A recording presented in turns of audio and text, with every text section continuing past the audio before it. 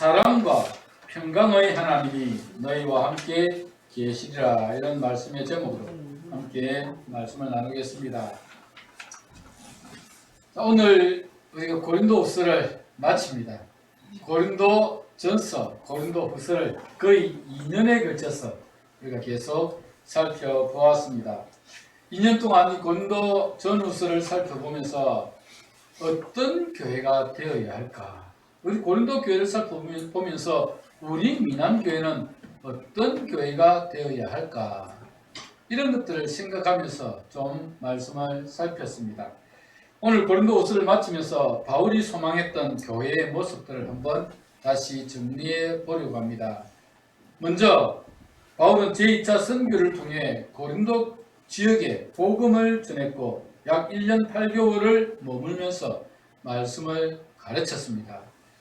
여러분, 우리 교회의 사명은, 성도의 사명은 복음 전하며 생명을 구원하는 것입니다. 바울 사도는 이방인의 사도가 되어서 이방 땅을 다니며 복음을 전했고 고린도 지역에 제2차 선교 여행을 하면서 고린도 지역에서 복음을 전하여 고린도 교회를 세웠습니다.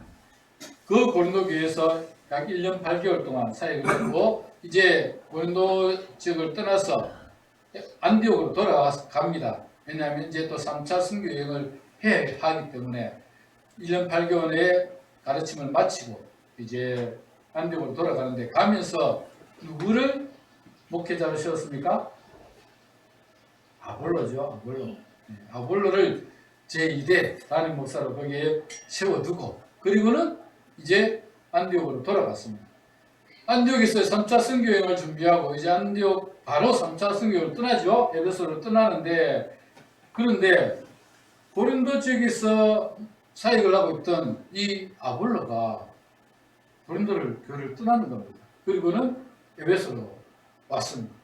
에베소에 전도하고 있는 바울에게로 왔습니다.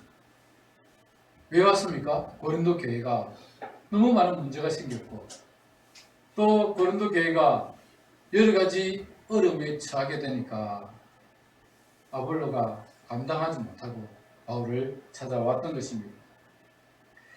이렇게 고린도 교회는 문제가 많은 교회였고 그 많은 문제들 가지고 있었던 교회였는데 두 번째로 우리가 이 바울의 고린도 교회에 대한 것을 보면 바울은 이 서신들을 통하여서 교회가 거룩하게 세워지기를 권고했습니다.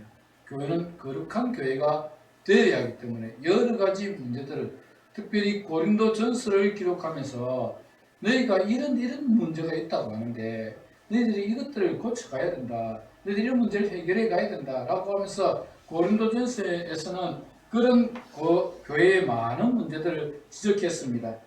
거짓 교사들이 교회에 들어와서 교회를 어지럽혔고 세상의 죄악들이 교회에 들어와 세속화되어갔고 교회 안에 은사의 문제, 예배의 문제, 예배를 드릴 때 질서의 문제 이런 여러 문제들을 고린도 전서를 통해서 바울 사도가 고린도 교회에 너희가 이런 거룩한 교회로 세워져 갔으면 좋겠다라는 권고의 편지를 보내었습니다.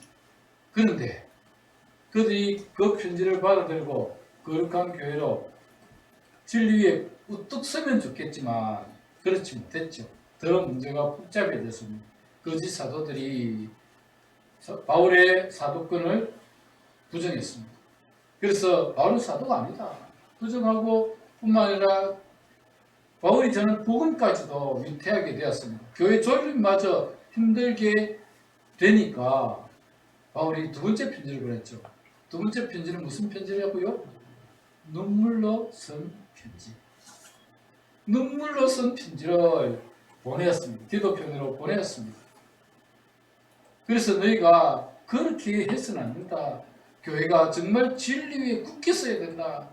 그 내용은 나와 있지 않지만 그런 내용을 아마 보내지 않았겠습니까? 눈물로 쓴 편지를 보내었는데 마침 디도가 돌아오면서 그 고린도 교회가 안정이 되어갔고 또 그들의 문제들이 하나씩 해결되어 간다는 소식을 듣고 세 번째 보낸 편지가 바로 이 고린도 후서입니다. 그래서 바울은 이 고린도 후서를 보내면서 내가 기뻐한다라는 기쁨이라는 단어가 굉장히 많이 사용이 되고 있습니다. 그들의 문제가 해결되고, 그렇지만 아직도 그들이 해결되지 못한 문제들을 이 고린도후서에서도 계속 지적을 하면서 너희들이 이런 문제를 해결하여 거룩한 교회로 세워지면 좋겠다. 이게 바울의 바람이었습니다. 여러분, 그 교회는 거룩한 교회로 세워져야 됩니다. 교회가 세속화되면 안 됩니다. 무너질 수밖에 없습니다. 세속화되면 무너질 수밖에 없습니다. 바울이 말했던 교회는 정말 진리에 거룩하게 선 교회였습니다. 세 번째로, 고린도 교회는 사랑으로 하나가 되어서 서로 용납하고 덕을 세우는 삶을 살기를 소망했습니다. 여러분, 고린도 교회는 4개의 당파가 있었죠. 바울파, 아볼로파, 게바파, 그리스도파, 이런 파들이 있었습니다. 그런 파들로 나누어진 고린도 교회가 온전히 하나로 연합되기를 원했습니다. 사랑으로 하나 되기를 원했습니다. 그리고 그들이 하나 됨으로 말미암아서 세상에 덕을 끼치는 교회가 되기를 원했습니다. 여러분, 교회는 하나입니다. 둘이 될 수가 없습니다. 왜 그렇습니까? 이유가 뭡니까? 교회 머리가 예수님이기 때문에.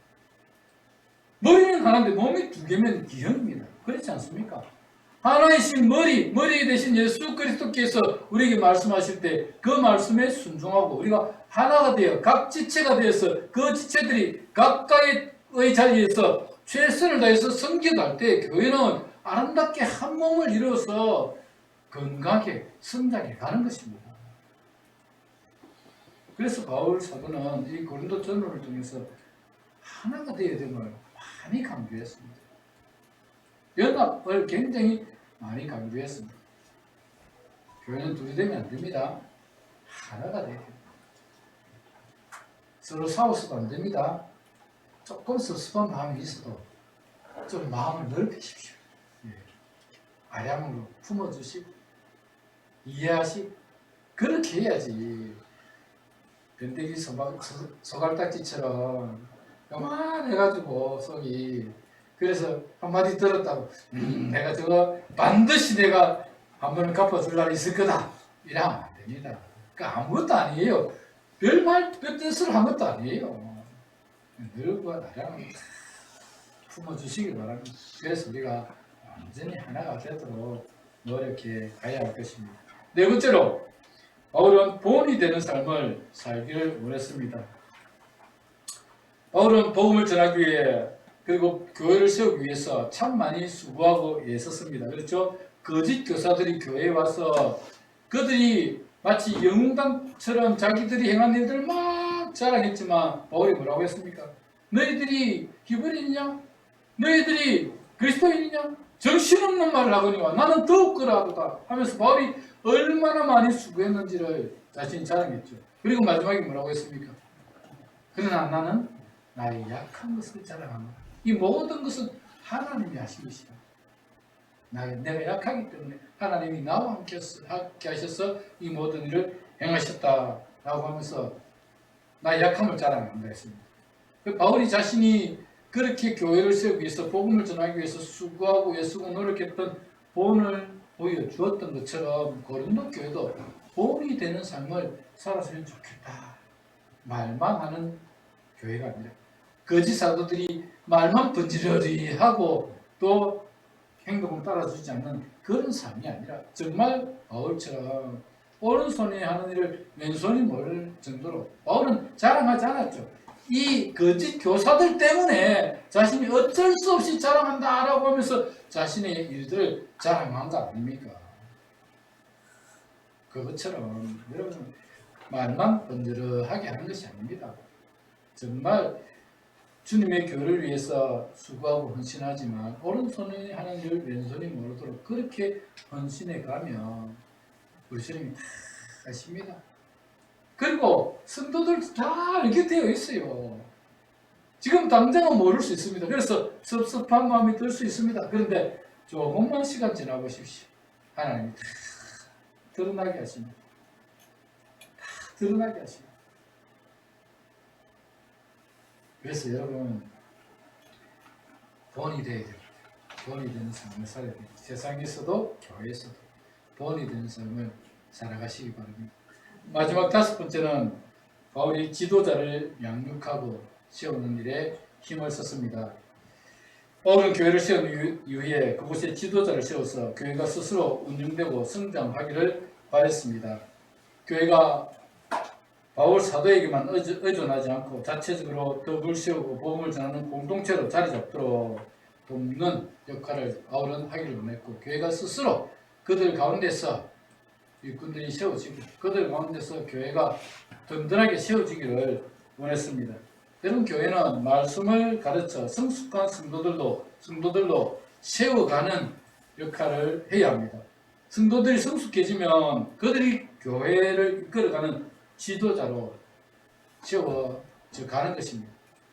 그래서 여러분, 교회는 가르치는 모임입니다. 가르칠 교자를 씁니다. 말씀을 가르치고 배워야 합니다. 배워서 그들이 점점 더 성숙한 일꾼으로 자라가야 됩니다.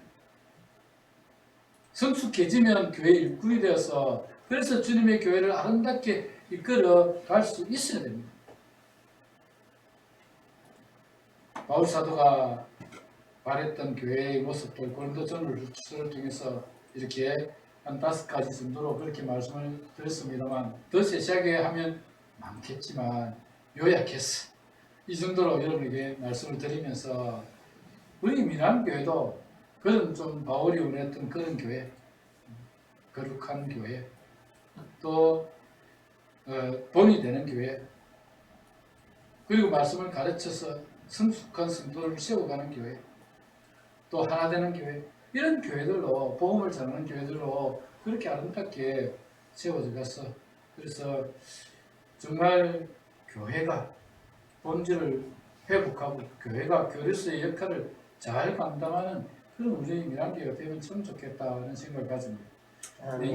내년에는 우리 미남교회 표를 제가 교회 본질을 회복하는 해로 정했습니다. 교회 본질을 회복하기 위해서 정말 교회가 해야 될 중요한 일들에 집중하는, 그것도 가장 기본적이고 가장 근본이 되는 일들을 위해서 좀 거기에 집중해서 우리가 한번 노력하면 좋겠다, 그런 마음을 가지고 내년을 한번 계획하고 이끌어가 보려고 합니다. 우리 미남교회가 그런 교회가 될 수 있도록 함께 힘을 모으면 좋겠습니다. 오늘 본문은 바울 사도가 고린도 후서를 끝내면서 마지막 교훈과 축복의 인사를 전하는 내용입니다.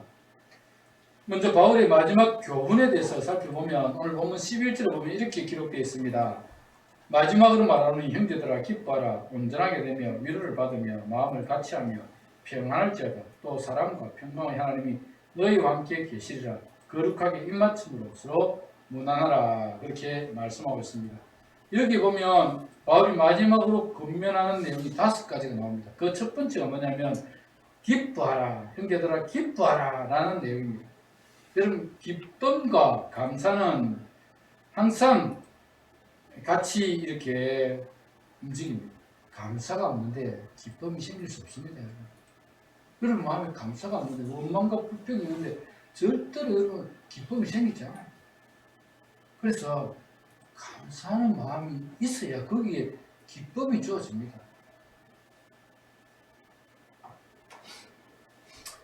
우리 인간은 환경의 동물이기 때문에 좋은 환경을 주시면 감사하고 기뻐할 수 있습니다. 그러나 조금만 어려움이 찾아와도 분노하고 슬퍼합니다. 인간의 감정은 보통 희노애락으로 그렇게 표현합니다. 희노애락. 그렇죠? 희는 뭐죠? 기쁨. 노는 분노. 예. 애는 슬픔. 락은 즐거움. 그렇죠. 이 4가지 인간의 감정을 가지고 이야기를 합니다. 그래서 여러분, 기쁠 때도 있고 또 분노가 치밀어 올 때도 있고 슬플 때도 있고 즐거울 때도 있지만, 여러분 우리 인간은, 우리 그리스도인은 특별히 그런 환경에 지배를 받아서 분노하고 막 너무 슬퍼하고, 그런 모습들은 갖추지 않는 게 좋습니다. 환경에 지배를 받는 인간이지만 여러분 우리가 하나님을 믿기 때문에 어려움 가운데서도 감사를 찾을 수 있습니다. 좀 환경이 안 좋아도 그 가운데서 감사를 찾을 수 있습니다. 그리고 기뻐할 수 있습니다. 아니 하나님은 우리에게 너무 많은 은혜를 주셨는데 우리가 그 많은 은혜들을 누리고 살아가는데도 그걸 발견하지 못하고 우리는 감사하고 기뻐하지 못한 때가 참 많이 있다는 것입니다. 우리가 날마다 누리고 있는 모든 것들이 하나님의 은혜이고 축복인데 우리는 그것을 깨닫지 못하고 살아갈 때가 많다는 것입니다. 철학자 가운데 쇼펜하우어라고 하는 철학자가 있습니다. 그분이 쓴 책 가운데 인생 수업이라는 책이 있습니다. 그 책에 보면 이런 내용이 나오는데 제가 한번 읽어드리겠습니다. 굶어보면 안다. 밥이 하늘인 걸. 목마름에 지쳐보면 안다. 물이 생명인 걸. 일이 없어 놀아보면 안다. 일터가 낙원인 걸. 아파보면 안다. 건강이 엄청 큰 재산인 걸. 잃은 뒤에 안다. 그것이 참 소중한 걸. 이별하면 안다. 그 이가 천사인 걸. 불행해보면 안다. 아주 작은 게 행복인 걸. 죽음이 닥치면 안다. 내가 세상의 주인인 걸. 그렇죠. 여러분 우리가 평소에 누리고 있는 것들을 잃어버리지 않으면 그것이 얼마나 소중한지를 모릅니다. 정말 우리가 가지고 있는 것들이 우리가 평소에 누리고 있는 것들이 얼마나 큰 축복인지 잃어보면 알아요. 직장을 한번 잃어보면 야 그때 일할 때 그때가 제일 좋았구나. 그게 낙원이었구나. 알게 됩니다. 건강을 잃어보면 야 내가 건강할 때 그게 가장 큰 축복이었구나. 알게 된다니까요. 내가 사랑하는 내 아내, 내가 사랑하는 내 자녀들 잃어보면 그 사람이 가장 나에게 좋았던 천사였다. 하나님이 나에게 주신 천사였다는 것을 깨닫게 됩니다. 굶어보면 밥이 그렇게 소중한데 있을 때는 몰라요. 누리고 있을 때는 모릅니다. 여러분 하나님 우리에게 이런 놀라운 축복들을 주시며 우리는 그것을 누리며 살아갑니다. 누리며 살아가고 있어요. 그런데도 조그마한 것 하나 없어지면 그것 때문에 원망하고 불평하고 때로는 분노하고 때로는 슬퍼하고 그렇게 살아가는 것이 우리 인간인 것 같습니다. 여러분은 하나님으로부터 이런 놀라운 은혜와 복을 받았습니다. 그리고 누리며 살아가고 있습니다. 그래서 여러분 내가 가지지 못한 작은 것 하나 그것 때문에 불평하고 원망하는 대신에 내가 누리고 있는 더 많은 것들을 보시면서 감사하고 기뻐하시길 바랍니다. 하나님은 우리에게 이런 놀라운 은혜를 주셨습니다. 이 놀라운 은혜를 주신 하나님께 감사하며 기뻐하며 살아가는 자가 지혜로운 자입니다. 하나님의 복을 누리며 살아가는 자가 정말 복된 자입니다. 사랑하는 여러분, 항상 기뻐하고 범사에 감사하며 살아가시길 바랍니다. 하나님은 우리 그리스도인이 불평하고 원망하고 살기를 원하지 않습니다.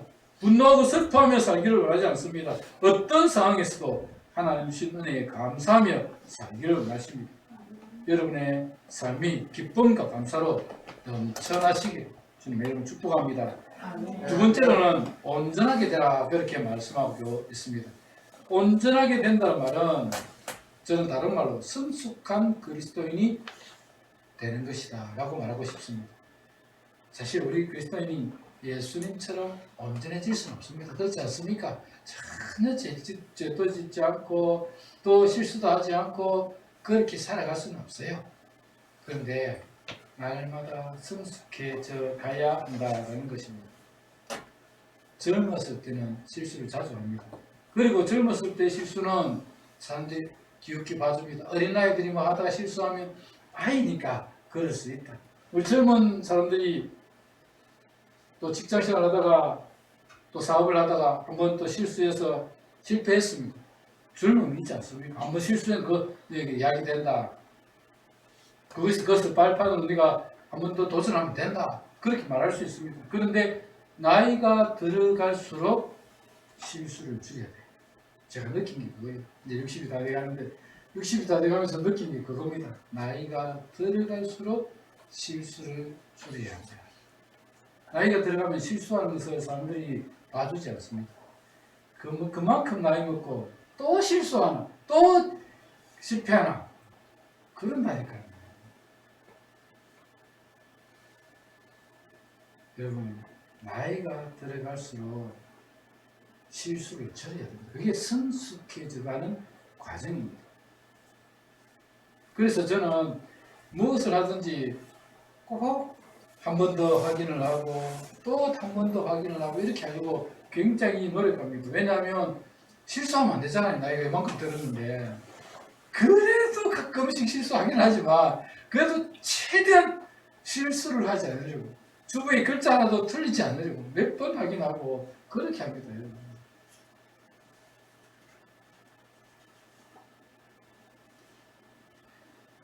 여러분 우리가 성숙해져야 됩니다. 온전하게 되려고 노력해야 됩니다.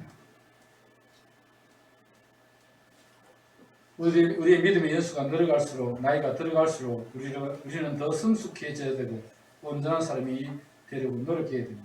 여러분이 온전한 그리스도인이 될 수 있도록 날마다 자신을 돌아보고 성도로서 부끄러운 삶을 살지 않도록 날마다 자신을 점검하며 살아가야 할 것입니다. 세 번째는 위로를 받으며 그렇게 말씀하고 있습니다. 위로를 받으며 위로는 하나님이 주시는 것도 있고 사람들이 주는 것도 있습니다. 이 위로는 하나님과 사람들이 주는 위로를 모두 말하는 것입니다. 우리가 믿음 안에서 온전한 삶을 살려고 노력하면 하나님의 위로가 찾아옵니다. 여러분 정말 말씀대로 살려고 한번 노력해 보십시오. 지금 당장은 뭔가 열매가 안 맺히는 것 같고 뭔가 일이 잘 안 풀리는 것 같아도 말씀 따라 끝까지 한번 가보십시오. 하나님이 주시는 위로를 받을 수 있습니다. 정말 그래요. 한번 살아보시고 말씀해 보십시오.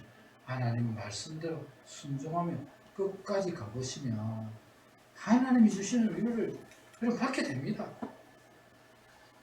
우리 세상에서도 여러분 세상 사람들과 우리는 관계를 맺으며 살아갑니다. 관계를 안 맺으며 살아갈 수 없습니다.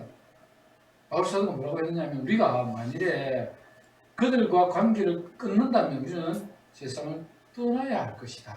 그렇게 알겠습니다. 그렇죠. 우리가 예수 안 믿는 사람들과 관계 안 맺고 산다면 우리는 뭐 다른 곳에 가야 되겠죠. 우리만 사는 어떤 특별한 곳을 만들어 살아야 되겠죠. 그런데 우리는 불신자들과 함께 살아가는 사람들입니다. 그래서 그들과 관계를 끊을 수가 없습니다. 그래서 우리는 그들과 관계를 맺으며 살아갈 때도 좋은 관계를 유지해야 됩니다. 여러분 자기밖에 모르고 다른 사람을 배려할 줄 모르는 사람은 사람과의 관계가 깨어질 수밖에 없습니다. 특별히 욕심이 가득하여 불의를 행하거나 다른 사람들에게 해를 끼치면서까지 자기 욕심을 채우려고 하면 주위 사람들이 다 떠납니다. 어떤 사람 이야기를 좀 들었는데 그 사람이 교회에서 좀 자기 욕심을 채우기 위해서 뭔가 잘못된 일을 하기도 하고 사람들과 막 다투기도 하고 이러니까 주위에 사람들이 안 나와 있습니다. 그뿐만 아니라 그의 자녀들까지 아버지를 잘 안 찾아간답니다.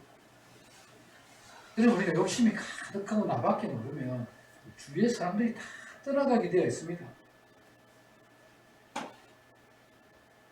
여러분 세상을 떠날 때 우리가 아무것도 가지고 갈 수 없습니다. 그런데 더 많이 가지겠다고 욕심내고 불의를 행하면서까지 빼앗으려고 하면 주위의 사람들이 남지 않습니다. 얼마나 많이 가지겠다고 그러는지 이 세상을 떠날 때에 하나도 가지고 갈 수 없는데 그렇게 욕심을 내는 겁니다. 여러분 물질을 남기지 마시고 사람을 남기시기 바랍니다. 죽을 때에 사람들에게 손가락질 받는 인생 살지 마시고 존경받는 인생 살다가 가십시오. 욕심 좀 더 가져서 뭐 여러분 아파트 하나 더 가진다고 해도 그거 여러분 가지고 있으면 못 가요. 주위에 사람이 나와야 됩니다. 그리고 존중받는 사람이 돼야 돼요. 그렇게 사는 게 여러분 우리가 인생을 잘 사는 길입니다. 그렇게 살면 사람들이 주위에서 우리를 위로해 줍니다. 격려해 줍니다. 죽을 때에 얼마나 많은 사람들이 우리의 죽음에 찾아오는가. 저 사람 정말 잘 살다 간다. 인정해 주는가. 그게 중요하다는 것입니다. 그렇게 말씀을 따라 선을 행하고 베풀고 섬기며 살아가면 하나님의 위로를 또 사람들의 위로를 받게 될 것입니다. 사랑하는 여러분, 정말 우리가 위로를 받는 삶을 살았으면 좋겠습니다. 그래서 우리 여러분의 인생이 마칠 때에 하나님과 사람에게 인정받는 그런 삶을 살아가시면 정말 좋겠습니다. 네 번째로 마음을 같이하며 그렇게 말씀을 하고 있습니다. 교회는 한 마음과 한 뜻을 가지고 온전히 하나가 되는 곳입니다. 앞에서도 말씀을 드렸습니다만 교회의 머리는 누구시라고요? 예수님. 예수님입니다. 머리가 예수님인데 몸이 지 마음대로 놀거나 또 나눠지거나 그렇게 할 수가 없습니다.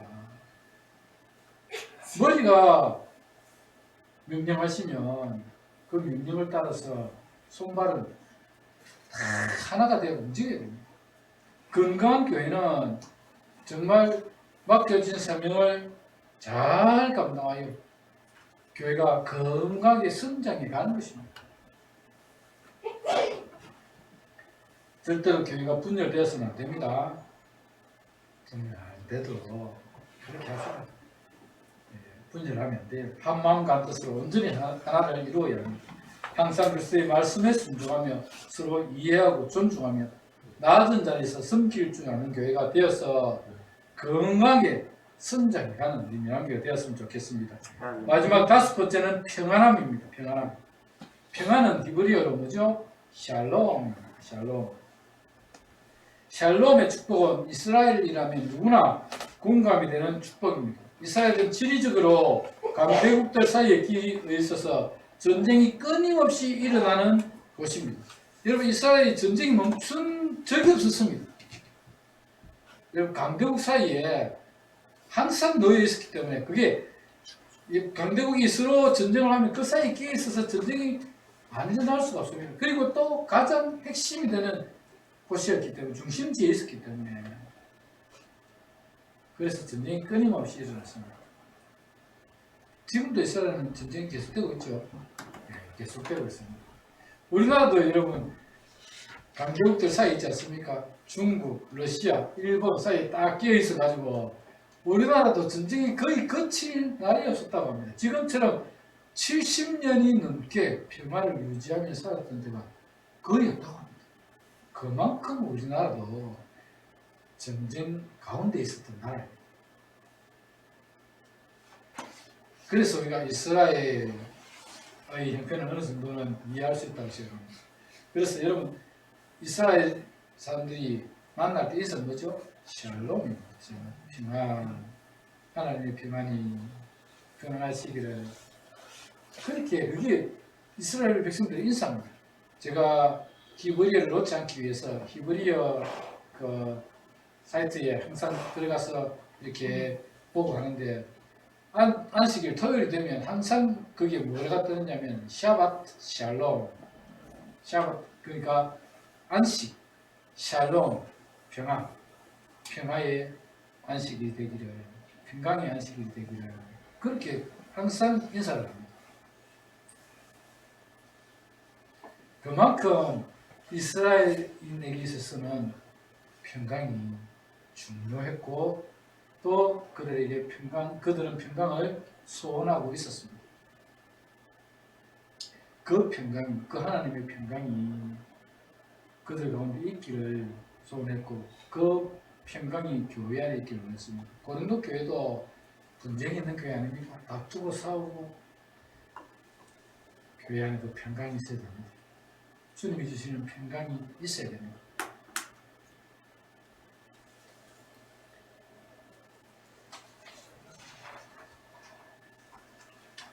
우리가 주님의 교회를 아름답게 평화롭게 세워가는 것 이것도 정말 중요한 일이라고 생각합니다. 그래서 바울 사도는 마지막 권면을 통해서 하나님의 평강이 있기를 권면하고 있는 것입니다. 우리 민안교회는 참 좋은 교회입니다. 그렇죠? 평화롭지 않습니까? 평화로운 교회는 정말 좋은 교회입니다. 그런 좋은 교회를 계속 세워 나갔으면 좋겠습니다. 이렇게 바울 사도가 5가지의 권면을 하고 난 이후에 11절 하반절에 보면 뭐라고 말씀합니까? 또 사랑과 평강의 하나님이 너희와 함께 계시리라 그렇게 말씀을 하고 있습니다. 사랑과 평강의 하나님이 너희와 함께 계시리라. 사랑과 평강의 하나님이 너희와 함께 계시기 때문에 너희가 이런 5가지의 일들을 이루어 갈 수 있다는 것입니다. 하나님이 함께 하시면 그렇게 될 수 있습니다. 하나님은 우리가 동행하시면 그런 일들이 일어나는 것입니다. 하나님은 사랑의 근원이시며 평화를 이루어 가시는 분이시기 때문에 그렇습니다. 그분이 함께 하실 때 교회는 사랑과 평화와 은혜를 누릴 수 있는 것입니다. 그래서 바울은 고린도 교회를 향해서 사랑과 평강의 하나님이 너희와 함께 계시리라 그렇게 말씀하고 있습니다. 사랑하는 여러분, 우리 하나님은 우리와 함께 계십니다. 우리의 영적 승리의 비결은 주님이 우리와 함께 하시기 때문에 우리가 승리할 수 있다는 것입니다. 하나님 주시는 가장 큰 축복이 동행입니다. 동행. 하나님이 아브라함을 부르실 때 고향과 친척과 아버지 집을 떠나서 내가 내게 지시할 땅으로 가라 그렇게 하시면서 아브라함만 보내지 않았습니다. 내가 너와 함께 하겠다. 너와 동행하겠다 하셨고 정말 하나님께서는 아브라함이 가나안 땅에 도착했을 때 언제나 아브라함과 함께 하셨고 어떤 어려움을 만나더라도 하나님께서 그 어려움들을 이길 수 있도록 아브라함과 동행해 주셨습니다. 이삭에게도 마찬가지입니다. 하나님께서는 이삭에게 말씀하시기를 이삭 너에게도 내가 함께 하겠다. 그리고 너에게 복을 주겠다. 그렇게 말씀하셨습니다. 아브라함과 함께 하셨듯이 이삭 너에게도 내가 함께하고 너에게 복을 주겠다. 그렇게 말씀하셨습니다. 야곱은 어땠습니까? 야곱은 간사한 사람이었지만 그러나 하나님께서 야곱에게도 함께 하셨습니다. 야곱이 형을 2번이나 속이고 장자의 명분을 빼앗아갈 뿐만 아니라 장자의 축복도 빼앗아가니까 형이 에서가 동생 야곱을 죽이기로 했죠. 그러니까 야곱이 아버지 집을 떠나서 어머니의 고향 외갓집으로 갔습니다. 하란으로 갔습니다. 거기서 외삼촌의 집에서 머물게 되는데 그 가는 동안에 하나님께서 하늘에서 사닥다리를 보여주시면서 그에게 말씀하셨습니다. 내가 너와 함께 하겠고 너를 떠나지 않겠다. 내가 너에게 복을 주었어. 너가 많은 때를 이끌고 다시 이곳으로 돌아오게 하겠다. 그때까지 나는 너와 함께 할 것이고 너를 떠나지 않을 것이다. 그렇게 말씀하셨습니다. 여러분 하나님이 함께함이 복입니다. 하나님이 함께함이 복입니다. 믿음의 사람들은 그 말씀을 믿고 주님과 함께 했습니다. 주님은 금과 은을 사용하지 않고도 필요한 것을 다 채워주셨고 세상의 권력을 사용하지 않고도 자유자재로 사람을 높이기도 하고 낮추기도 하셨습니다. 사람의 능력이나 지혜를 전혀 사용하지 않고도 주님의 뜻을 다 이루셨습니다. 지금도 우리 주님은 우리와 함께 하십니다. 우리가 어떤 상황에 있든지 무슨 일을 만나든지 언제나 우리와 함께 하셔서 우리를 도우시는 우리 하나님이십니다. 하나님과 동행하시길 바랍니다. 그분은 우리가 함께 하십니다. 그분은 우리가 함께 하시기 위해서 임마누엘을 오셨습니다. 임마누엘의 뜻이 뭐라고요? 하나님이 우리와 함께 계시다. 그 뜻이 임마누엘입니다. 우리와 함께 하기 위해서 하나님이신 그분이 인간의 몸을 입고 우리 안에 들어오셨습니다. 주님과 동행함으로 하나님과 동행함으로 항상 그분이 주시는 은혜를 누리며 살아가시길 바랍니다. 마지막으로 사도 바울은 축복의 기도를 하면서 마칩니다. 오늘 본문 13절을 보십시오. 주 예수 그리스도의 은혜와 하나님의 사랑과 성령의 교통하심이 너희 무리와 함께 있을지어다. 함께 하시는 삼위 하나님의 은혜와 축복이 항상 그들 위에 머물기를 바라며 바울이 한 마지막 축복의 기도였습니다. 바울은 대부분의 이런 서신서들 마지막에 항상 축복의 기도, 축도로 마칩니다. 여기에 고린도후서도 마지막 축도로 그렇게 서신을 마칩니다. 그래서 목사는 항상 예배를 마칠 때 성도들에게 이 삼위 하나님의 축복을 성도들에게 복을 빌고 있습니다. 축도를 합니다. 여러분, 삼위 하나님의 놀라운 은혜와 축복이 항상 여러분과 함께 하시길 바라고 그 하나님의 은혜로 말미암아서 여러분이 항상 기뻐하며 감사하며 살아가시길 바랍니다. 우리 하나님은 사랑과 평강의 하나님이십니다. 그분이 여러분과 함께 하실 때 하나님의 사랑과 은혜가 그분이 주시는 평강의 축복을 누릴 수 있을 것입니다. 고린도후서를 마치며 바울이 했던 축복을 여러분에게 전하고 싶습니다. 이 삼위 하나님의 은혜와 사랑과 평강이 함께 하시기를 축복하고 싶습니다. 주 예수 그리스도의 은혜와 하나님의 사랑과 성령의 교통하심이 너희 우리와 항상 함께 있기를 목사로서 정말 간절히 바랍니다. 바울 사도의 그 축복이 여러분의 삶 가운데, 여러분의 일생 가운데 함께 하시기를 축복합니다. 말씀 맺으면서 함께 기도하도록 하겠습니다. 기도할 때 하나님, 우리가 이 땅을 살아가는 동안에 바울 사도가 바랬던 그 교회의 모습들이, 우리 남교의 모습들이 되게 하시고, 바울 사도가 권면했던 그 마지막 권면이 우리의 삶 가운데 나타나는 은혜를 하여 주시옵소서.